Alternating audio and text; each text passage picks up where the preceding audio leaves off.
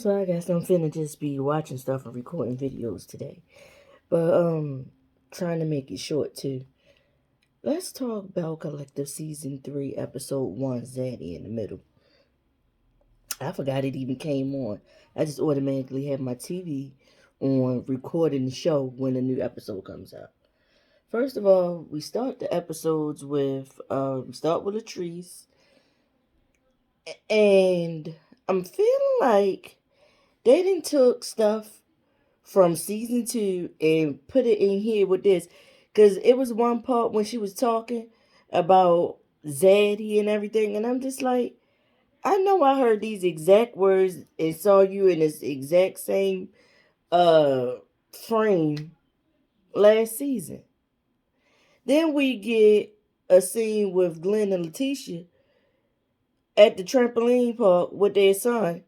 And I felt the same exact thing. Like, didn't y'all show us this exact scene, them having this exact same conversation last season? Because when it first comes on for Letitia, she talking about she moved back in with Glenn. But then when they have this conversation, she still talking in the sense that she's still staying with her mother and she haven't been home. But then she says that they had sex after the reunion. Y'all got to do better editing. Because I definitely caught that. I'm not sure if anybody else caught it. I caught that. Then we see a scene with Gucci and Akeisha. They started off rocky, but they became good. And Akeisha made a good point. Tambra is phony. She believes the fact that Tambra told the girls that she said that they were all ugly, right? She said, it was said that Tambra said that, but also Tambra is on a reunion over there consoling and patting up Letitia, when Letitia is the one who told everybody that Akeisha said this, and the whole time Tambra was lying. I mean, Akeisha said it, but the whole time it was Tambra or something like that. Basically, she's saying that Tambra is phony, and she coming off like Letitia's lapdog. That's what Akeisha was saying. She's been down there with the two kids by herself. Her husband moved back north. You can tell he really would. To me, it seemed like he didn't really like the South, and he didn't want to be down there at all. And she been having a hard time, trying to manage what she got going on with also having the kids. Gucci tells her she upset because um it's been in the newspapers that Latrice closed on some multi-unit property, commercial property. And remember last season she was showing Latrice commercial properties. But something happened and Latrice ended up it's like she had to kind of like fall back and take maybe 10 steps back and start over with some things. But she did find a property that she's going to use. And so Gucci is upset about it because she had me showing her stuff, and then she gonna go get another realtor and work with them to close on that property, like that commission. She feels like that commission should be hers. I get it. But I also feel like maybe she did that stuff because that was just filming for the show to bring you into the show. And she went with a real, I mean, not to say that you're not a real realtor, but she might have had a relationship with another realtor the whole time, and she just filmed that stuff with you for the show. But really, she had somebody else that she was really using to do what she needed to do as far as finding a commercial property. I think that's what the case was with that. Also, Gucci talks about, her and JJ, they empty nesters now. Her daughter Dee did moved out. Dee had a little girl, and she talked about what you call one of the twins. I don't know if it's Sky or Star, which one was pregnant and ended up having a little boy. And we found out she was married and everything. Because remember, they kept that under wraps. We didn't know anything about that. And then she admitted that she was married and that she was pregnant when she started showing. People kept guessing she was pregnant, and then she came out and actually said it when she was really showing. But so Gucci was saying that now that they both D and one of the twins, whichever twin it was that had the baby, now that they both mothers, they have something in common, and she said that they've been on but their relationship has gotten better, that they've been talking more now. That's what she said. JJ, he feeling away because he said that she works so much, and he feel like they empty nesters, like they need to be in the house getting bucket naked, being buck wild doing things. So he prepares a meal for her. Look like he ordered it and plated it, and he got the apron on. She come in with her Keller Williams polo shirt and the real estate group, Keller Williams. Um, she like, oh, he saw her go get more comfortable, come out in something nice. And she came out in a little bandeau top, two top, and a long skirt with a split. And I think she looked really, really good. And I forgot to mention, she said that she is a personal trainer as well as doing the realty. Um, as well as doing real estate or whatever. But she come out and JJ is like, my wife, my wife. And she was like, I feel like you buttering me up for something. And I never even considered that fact, but she know her man better than we know him. And he definitely was. He done told his mother she could move in. Sir, that's not something you spring on your wife. Even if you feel like your wife and your mother got a good relationship, it's a totally different thing when another adult woman moves in with another adult woman. Mother-daughter relationship be damned. Like, because mama, in her mind, she going to still be thinking and moving as if she is in her space that she created for herself.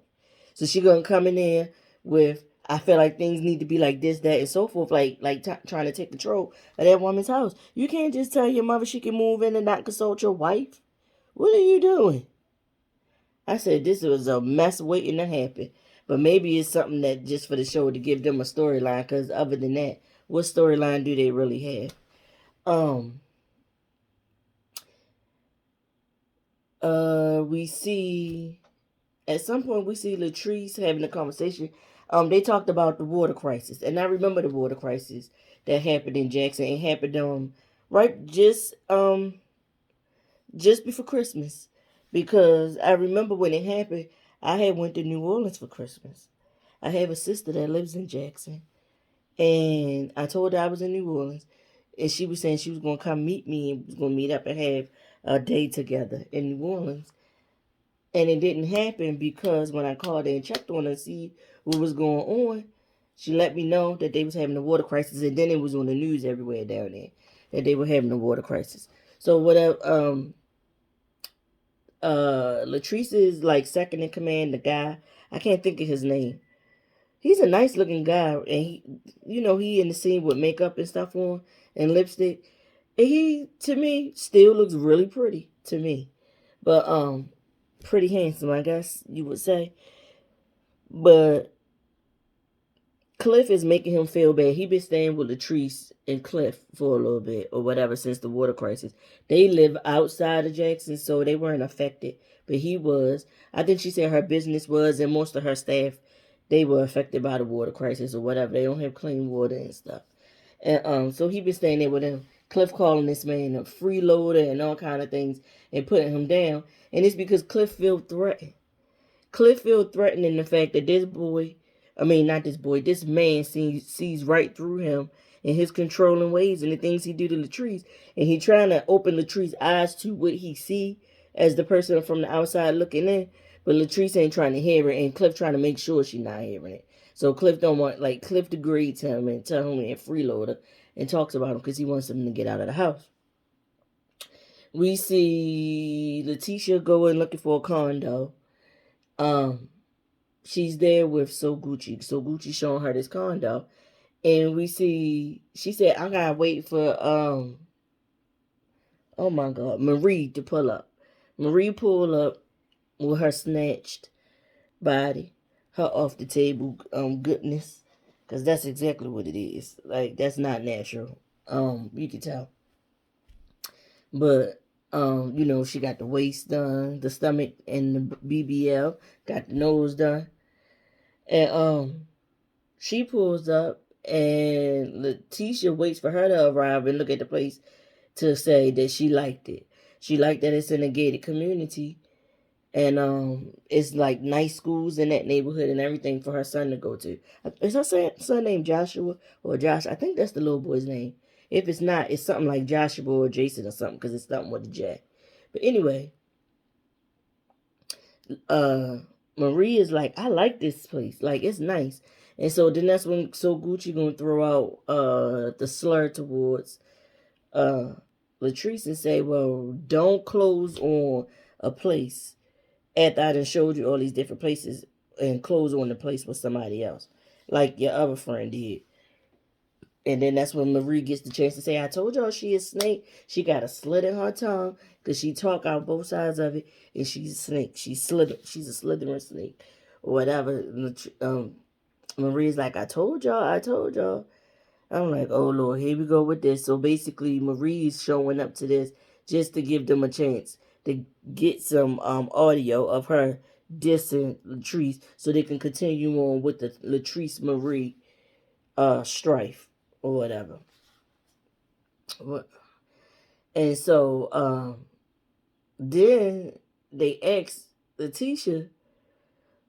So Marie asked Letitia, and I'm like, wow, that seemed like that came out of nowhere. She asked her, was she still sleeping with Glenn or not? Why? Is that any of your concern? Are you still sleeping with that man you divorced? That they say had a whole nother family? Are you sleeping with what's that lady name? That's your business partner. Is her name Essie or Effie or something like that? Yeah, that lady. You sleeping with her? So Letitia is like, I mean, I did hop on it. I got what I wanted from it around reunion time. And he got mad because I made him use a condom. And then after that, we ain't do nothing. I got toys that keep me satisfied now. And I think it was So Gucci was like, you got them energizers ready, huh? And I'm like, dang, lady. Aren't most toys battery operated now? I mean, not battery the rechargeable battery, like lithium. They got that. Don't most toys have that? Or do they still? You can tell I don't be using them because I'm saying don't most inquiring. Don't most of them have the lithium batteries these days. But enough about that. Let's get back to the show. But yeah, so she says that or whatever. And we see a scene where Glenn is upset too. That's that same scene when they was in trampoline park. He said something to her about making him use that condom. He said he felt like he might as well had paid for it and put $40 on the nightstand. And she said, well, shoot, that's $40 ain't enough for me for all this. And I was like, that's what made me really realize too that they took this part from last season and put it back on here. Why y'all do that? Y'all ain't have enough footage to put in this first episode? Cause why? And it was real obvious. I hope it was obvious to y'all as it was to me. But anyway, Latrice at the last second goes to some bar with her homegirl. They sitting there, and I guess the film crew's there because they was like, we was going to film a scene real quick. Cliff shows up and tell her to take the mic and everything off, and they gonna go outside and have a conversation. And he worrying about, is y'all why y'all come to the bar? You know you don't go nowhere without me. And he grabbing on and she yank away like, don't be grabbing on me like that. We not finna do this here. And I'm like, what the hell? So you gotta, and then it's like we seeing this, but then we see her in the confessional talk about how good of a husband she got. Zaddy, a good man, and this is she love her husband, and this is one of the things they gotta work through is him treating her as if she's his daughter and not his wife. And he don't want her to go nowhere without him, and he overprotective, and that's the thing they all like to say, because he's so overprotective. No, baby, it's called controlling. And it's given that he's so controlling, and when you don't do what he say do, he done pushed you, bumped you, and did some things every now and again. For him to feel that comfortable, knowing those cameras was there, feeling comfortable enough to grab you like that and tell you take them mics off, he ain't done some things when them cameras wasn't around. And nobody gonna tell me different. And that's how the episode ends with them in the parking lot going back and forth. What did y'all think about this first episode, season 3 of Belle Collective? Do anybody agree with me and my thoughts and what I saw? Let me know. Peace.